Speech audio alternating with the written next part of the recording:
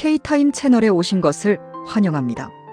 세계적인 시사 주간지 타임이 주목한 대한민국 K 이슈와 자랑스런 K 뉴스, 대한민국의 과거와 현재를 기록하는 디지털 아카이브 채널입니다.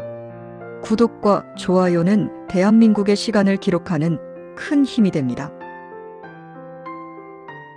2012년 12월 세계적인 시사 주간지 타임지의 표지에 한 여성이 등장합니다. 헤드라인은 더 스트롱맨스 도우터. 한국 사회는 이 한 단어를 두고 뜨겁게 달아올랐습니다.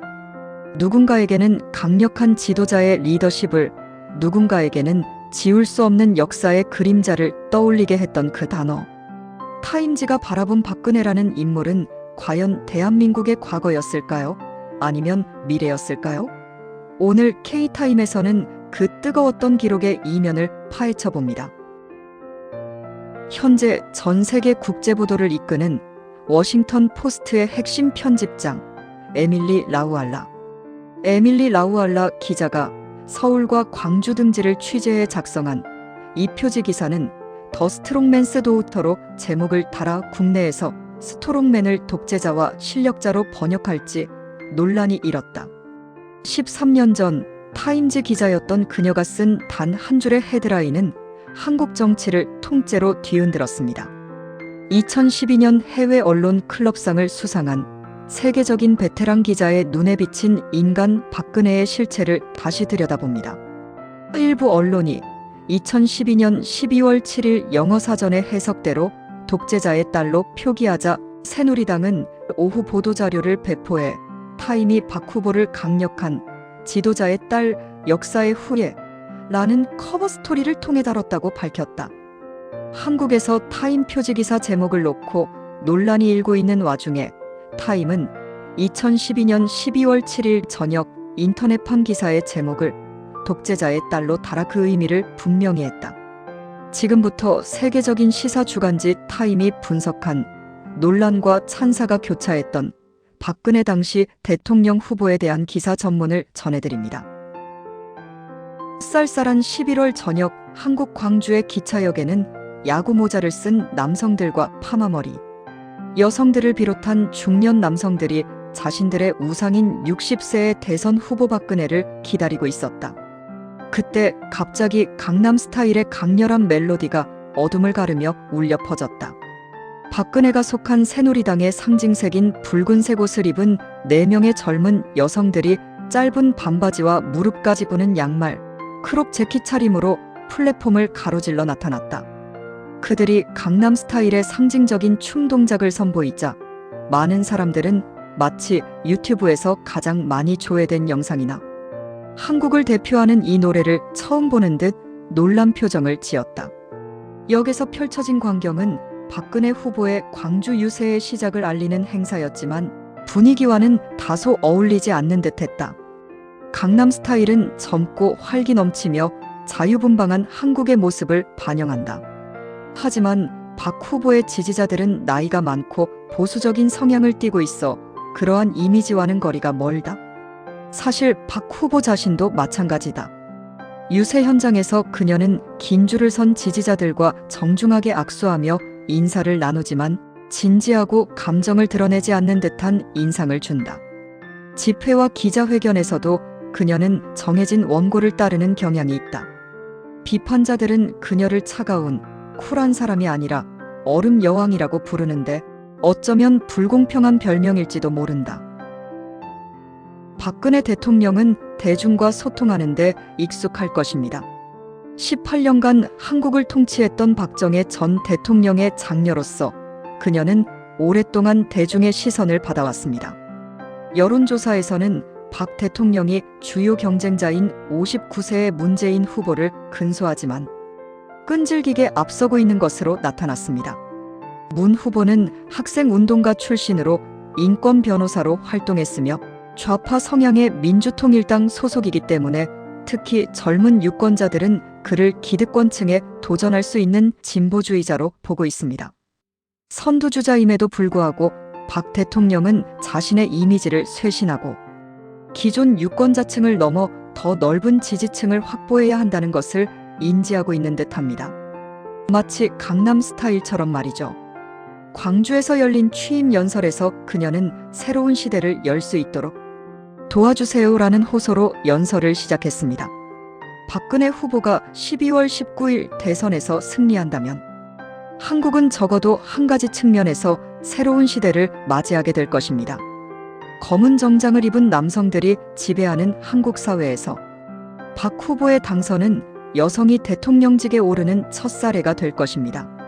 한국은 세계경제포럼의 2012년 성평등 지수에서 108위를 기록했는데 이는 아랍에미리트 107위와 쿠웨이트 109위 사이에 위치한 순위입니다.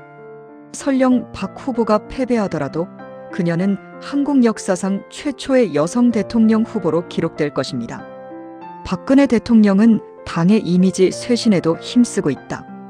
새누리당은 대기업과 기득권층을 대변하는 정당으로 인식되어 왔지만 박 대통령은 보수층의 반대에도 불구하고 많은 국민이 필요로 하는 개혁을 지지하는 정당으로 탈바꿈시키고자 한다.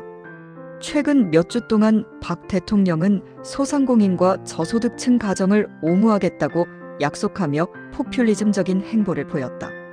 일각에서는 박 대통령이 당선을 위해 이미지 변신을 시도하고 있다고 지적한다. 서울에 있는 동아시아 연구소의 여론 전문가 정한울 연구원은 오랫동안 보수 후보로 활동해온 박 대통령의 이미지와 변화를 추구하는 후보라는 새로운 이미지가 충돌하고 있다고 분석했다. 그러나 박 대통령은 진정성을 강조한다. 타임지에 보낸 서면 답변에서 그녀는 정치인은 약속을 해야 한다고 밝혔다. 누가 한국을 이끄느냐는 중요합니다. 1960년대 박근혜 대통령의 아버지는 역사상 가장 위대한 경제 전환 중 하나를 이끌었습니다. 그는 산업을 선별하여 수출을 통해 국가를 빈곤에서 벗어나게 했습니다. 이 모델은 다른 아시아 국가들에 채택되어 아시아 경제 기적을 가져왔습니다. 오늘날 한국은 세계 11위 경제 대국이며 HSBC 연구에 따르면 2013년 실질 GDP 성장률은 3.8%로 예상됩니다. 이는 최고 수준은 아니지만 대부분의 서구 국가들이 부러워할 만한 수치입니다. 한국의 정치는 활발하며 주요 기업들은 세계적인 영향력을 행사하고 있습니다. 삼성 휴대폰부터 화려한 K-팝에 이르기까지 소프트 파워 측면에서 한국은 동아시아의 선두주자로서 일본을 제치고 있습니다. 하지만 한국은 지정학적, 국내적으로 고질적인 문제들을 안고 있습니다. 외부적으로는 미군 기지가 있는 한국이 우호적인 환경에 놓여 있지 않습니다. 불안정한 국가인 북한은 몇몇 섬의 영유권을 놓고 치열한 분쟁을 벌이고 있는 오랜 적국. 일본, 그리고 거대한 시장이지만 자원과 영향력을 놓고 경쟁하는 강대국인 중국으로 둘러싸여 있습니다. 내부적으로는 경제가 소수의 대기업이나 재벌에 지나치게 의존하는 구조에서 벗어나야 합니다. 한국인들은 삼성 계열사가 지은 아파트에서 눈을 뜨고 삼성 휴대폰이나 태블릿으로 일정을 확인하고 삼성 재킷을 입고 르노 삼성 자동차를 몰고 삼성병원에 가는 것이 너무나 흔한 일입니다. 개인적으로 많은 한국인들은 과도한 업무로 인해 심각한 스트레스를 받고 있습니다. 강남 스타일에서 풍자적으로 묘사되는 지나치게 물질주의적인 생활 방식은 가계 부채를 가처분 소득의 154%까지 끌어올렸고 소득 격차는 심화되고 있지만 경제협력개발기구 OECD 회원국 중 한국은 복지 지출이 가장 적습니다. 교육 시스템은 세계에서 가장 경쟁이 치열한 수준이며 OECD 국가 중 한국의 자살률은 가장 높습니다. 보다 공평한 사회를 요구하는 목소리가 커지고 있습니다. 박원순 서울시장은 한국처럼 높은 경제, 성장률을 이룬 나라는 국민의 삶의 질을 향상시켜야 한다며 창의적이고 새로운 아이디어를 내고 실험해야 할 상황이라고 말했습니다. 박근혜의 배경도 고려해야 할 부분입니다. 그녀의 아버지인 박정희는 1961년 군사 쿠데타로 권력을 장악한 장군으로 많은 한국인, 특히 기성세대에게 영웅으로 추앙받지만 독재 통치 시절 자행한 만행으로 인해 비난받기도 합니다. 그의 권력과 영향력은 너무나 막강했기에 그의 과거는 오늘날 정치 상황을 바라보는 중요한 기준으로 작용하고 있습니다. 따라서 박근혜의 정치적 배경은 축복인 동시에 저주이기도 합니다. 그녀에게 유리하게 작용하는 동시에 오점을 남기기도 하는 것입니다. 통합의 상징이 되기 위해서는 과거의 아픔을 극복해야 할 것입니다. 박근혜는 타임지와의 인터뷰에서 저는 대통령의 딸이라는 꼬리표가 항상 따라다닐 것을 알고 있습니다. 라며 하지만 저는 누구보다도 아버지에 대한 다양한 시각을 잘 알고 있습니다. 저는 제 자신의 능력으로 평가받고 싶습니다. 라고 말했습니다. 서울의 박정희 대통령 도서관 및 박물관은 박씨 일가의 이야기가 펼쳐지는 중심지입니다. 넓은 부지에 자리 잡은 이 건물은 유리와 돌로 지어진 건축물로 한 인물과 그가 이뤄낸 변화를 기리고 있습니다. 로비에는 박정희 전 대통령의 대형 초상화가 걸려 있고 전시물들은 그의 농촌 개발 정책과 수자원 관리 기법을 조명합니다. 한 진열장에는 그가 공장, 댐, 도로 개통식에서 리본을 자를 때 사용했던 가위가 전시되어 있습니다. 최근 어느 오후 홀은 몇몇 노인들이 서성이는 것을 제외하고는 거의 텅 비어 있었다. 기념품 가게에서 두유를 마시던 80세의 우재영 씨는 박정희가 자신의 영웅이라고 선언했다. 한반도가 일제강점기였던 시절에 태어난 그는 한국전쟁과 박정희 집권 이전의 궁핍한 시절을 모두 겪었다. 박정희에 대한 그의 열정은 대단해서 기념품으로 간직하기 위해 박정희의 작은 액자, 초상화를 타임즈 기자에게 사다 주었고 박근혜에게 투표하겠다고 말했다. 그녀는 좋은 아버지 밑에서 교육받았으니 좋은 대통령이 될 겁니다. 물론 그것이 보장된 것은 아닙니다. 하지만 분명한 것은 박근혜 여사가 어쩔 수 없이 빨리 어른이 되어야 했다는 점입니다. 그녀는 파리에서 유학 중이었는데 어머니 유경수 여사가 아버지에 대한 암살 시도에서 목숨을 잃었습니다. 1974년 8월 15일 대한민국 독립기념일 아침 박정희 대통령은 서울 국립극장에서 만석을 이룬 청중 앞에서 연설하고 있었습니다. 그때 북한 동조자인 문세광이 총격을 가했습니다. 첫 번째 총알은 빗나갔지만 두 번째 총알이 유경수 여사를 맞췄고 그녀는 그날 오후 사망했습니다. 박정희 대통령이 부인의 총격 사망 현장을 접했을 때 보인 반응은 전설이 되었습니다. 부인이 무대에서 실려나가는 순간 그는 다시 마이크 앞으로 돌아와 신사숙녀 여러분, 연설을 계속하겠습니다. 라고 말했습니다. 요즘 이 이야기는 그의 딸 박근혜에 대한 일화와 함께 회자되곤 합니다. 1979년 아버지의 암살 소식을 들은 박근혜는 조국을 최우선으로 생각했다고 합니다.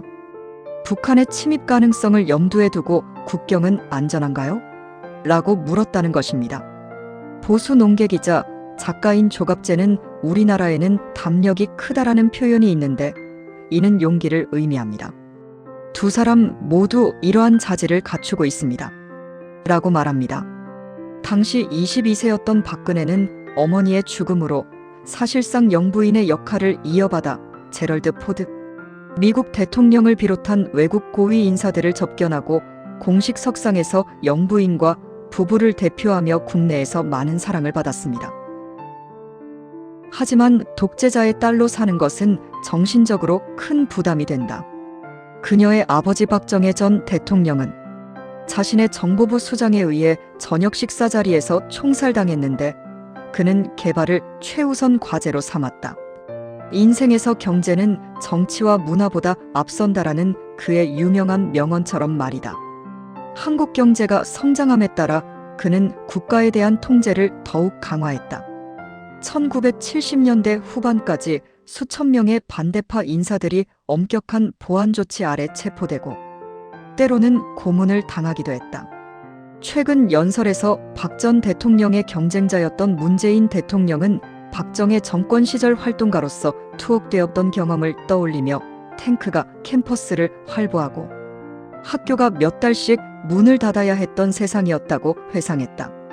박 전 대통령과 그의 독재 후계자들의 폭력적인 탄압에도 불구하고 자유를 향한 투쟁은 1987년 수십 년 만에 처음으로 자유롭고 공정한 대통령 선거가 치러질 때까지 계속되었다.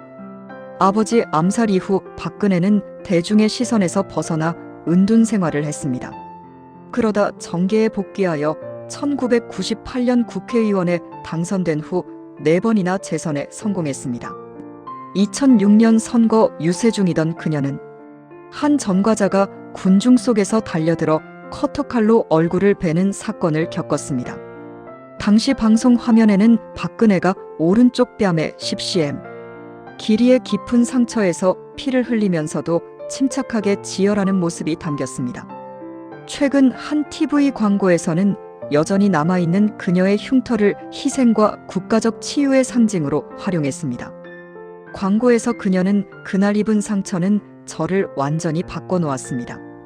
그때부터 저는 남은 생애를 여러분의 상처를 보살피는데 바치기로 결심했습니다. 라고 말합니다.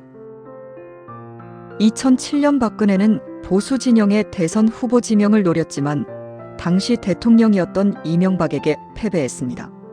한국 대통령의 단임 임기는 5년입니다. 건설회사 CEO 출신인 이명박은 당선 당시 높은 인기를 누렸습니다.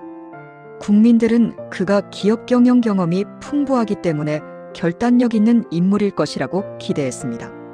그러나 그의 재임 기간은 기대에 미치지 못했고 임기 후반에는 친척과 측근들이 연루된 부패 스캔들로 얼룩졌습니다. 더욱이 최근 국제 엠네스티는 보고서에서 이명박 정부가 국가보안법을 확대 적용하여 언론의 자유를 억압하고 있다고 비난했습니다. 지난 2월 박근혜는 위기에 처한 한나라당의 당명을 새누리당으로 개편하는 데 일조했고 4월 총선에서 예상치 못한 승리를 이끌었습니다. 오늘날 박근혜는 아버지처럼 총이 아닌 투표로 대통령직에 오르며 한국의 젊은 민주주의로부터 지지를 얻고 있습니다. 그러나 그녀는 수년간 아버지를 비판하지 않고 역사와 국민이 그의 업적을 심판할 것이라고만 말해왔습니다. 9월 여론의 압력이 거세지고 지지율이 하락하자 그녀는 메시지를 수정했지만 아버지를 직접적으로 비난하지는 않았습니다. 그녀는 TV 연설에서 한국의 급속한 성장의 이면에는 고통과 고난, 부정부패, 그리고 당국에 의한 각종 인권 유린이 존재했다며 개인적으로 상처받은 모든 분들과 정부의 학대, 피해자 가족분들께 깊이 사과드린다고 말했습니다. 하지만 그녀의 발언은 소수의 사람만이 만족시켰습니다. 일부 보수층은 그녀가 정치적 압력에 굴복하여 정치적 이득을 위해 아버지의 명예를 훼손했다고 비난했습니다. 또 다른 이들은 그녀의 진정성에 의문을 제기했습니다. 진보 성향의 작가이자 평론가인 유창선 씨는 국민은 그녀에게 아버지의 죄에 대한 책임을 묻는 것이 아니라 역사에 대한 그녀의 해석을 묻는 것이라며 그녀는 답변할 의무가 있다고 말했습니다.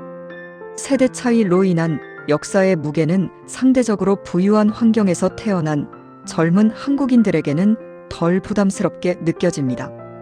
그들은 권위주의적인 과거보다는 한국의 민주적인 미래에 더 큰 관심을 갖고 있기 때문입니다. 43세의 김어준 씨는 의무 같은 단어에 별다른 감흥을 느끼지 못합니다. 그는 한국에서 가장 인기 있는 팟캐스트 중 하나인 박근혜 전 대통령의 진행자입니다. 그의 팟캐스트는 1천만 건이 넘는 다운로드 수를 기록하며 서울의 보수 기득권층, 특히 퇴임하는 이명박 전 대통령을 날카롭게 비판하는 준언론적이고 반코미디적인 콘텐츠를 전문으로 합니다. 그는 이번 선거는 정부의 책임을 묻고 평범한 사람들의 걱정과 어려움을 해결하는 것이라고 말합니다. 그는 기성세대가 박정희 부녀를 낭만적으로 바라보는 시각에 의아해합니다. 박근혜 전 대통령은 미래에 대해 이야기하지만 그녀가 미래를 대표하는 것은 아닙니다. 라고 그는 말합니다. 김 씨는 점점 더 많은 동포들과 마찬가지로 오랫동안 한국의 이익을 안겨준 경제 모델에 대한 전면적인 개혁이 필요하다고 믿습니다. 한때 무소속 대선 후보였던 안철수는 문재인 대통령과 진보, 진영표를 분산시켜 박근혜에게 승리를 안겨주는 것을 원치 않아 대선 레이스에서 하차했는데 최근 연설에서 많은 동포들의 심정을 대변했습니다.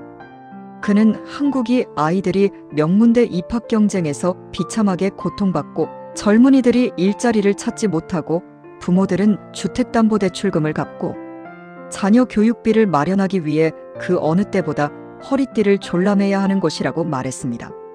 그는 또한 한국이 점점 더 불안하고 외롭고 미래에 대한 확신이 없는 나라라고 묘사했습니다. 이러한 국가적 불안감은 박근혜 대통령의 좌파적 행보를 촉발시킨 요인임이 분명합니다.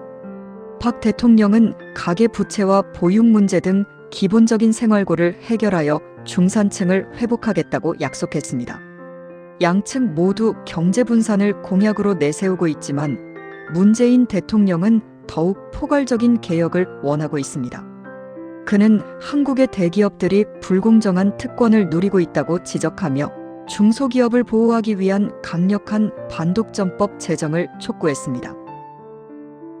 실제로 한국인들은 특히 가전제품 분야에서 세계적인 수준의 브랜드를 자랑스러워하지만 개인 사업가들에게 도움이 필요하다는 인식이 점차 확산되고 있습니다. 30세의 김빈 씨는 한국의 유명 휴대폰 회사에서 8년간 디자이너로 일했습니다.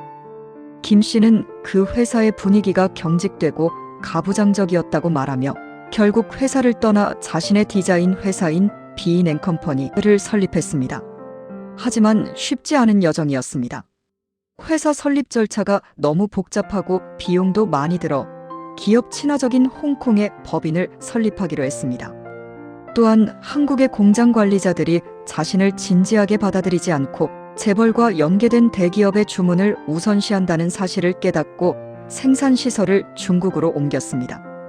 그녀는 한국에서는 사장님들이 저를 딸처럼 대해줬지만 중국에서는 회장님처럼 대해주고 제가 하는 일을 존중해줍니다.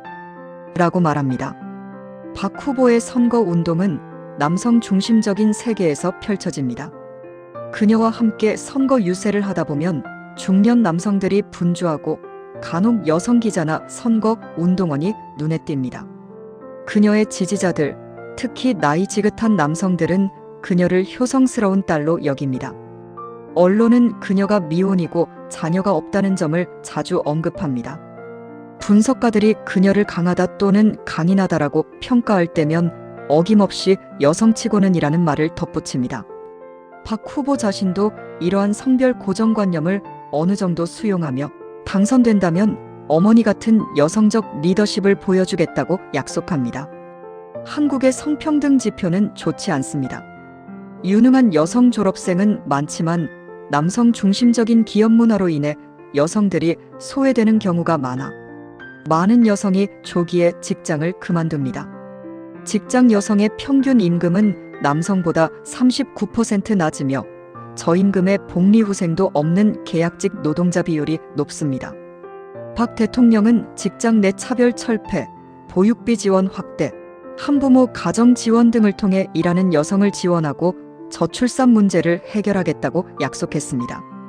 그녀는 타임지와의 인터뷰에서 여성은 활기찬 사회 지도자로서 성공할 뿐만 아니라 자상한 어머니로서도 동시에 성공할 수 있다고 말했습니다. 그러나 박 대통령의 비판자들은 여성 복지에 대한 그녀의 관심이 너무 늦었다고 지적합니다. 노동운동가인 박진희는 박 대통령은 선거에서 비장의 카드를 꺼내 들었다고 비판했습니다. 편의를 위해서든 이념 때문이든 혹은 어떤 깨달음 때문이든 박근혜와 문재인 모두 스스로를 변화의 주체로 내세우고 있다. 하지만 무엇보다 먼저 그들은 각자 역사적 부담을 극복해야 한다.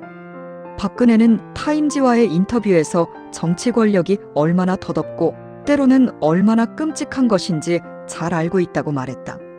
문재인 후보는 변호사 친구이자 전 대통령인 노무현의 비서실장을 지냈다. 노무현은 가난한 농부 집안 출신으로 자유롭고 투명한 정부를 공약으로 내세워 대통령에 당선되었지만 이후 가족이 부패 혐의에 휘말리자 자택 뒤편 언덕에서 투신 자살했다. 선두주자인 박근혜, 그리고 어느 정도는 문재인 후보가 승리하기 위해서는 많은 유권자들이 과거를 용서하거나 잊을 준비가 되어 있어야 한다. 그래야만 한국이 새로운 미래를 만들어갈 수 있을 것이다. K타임 아카이브, 타임지 원문 기사 번역본을 마칩니다. 기록의 가치를 믿는 여러분, 감사합니다.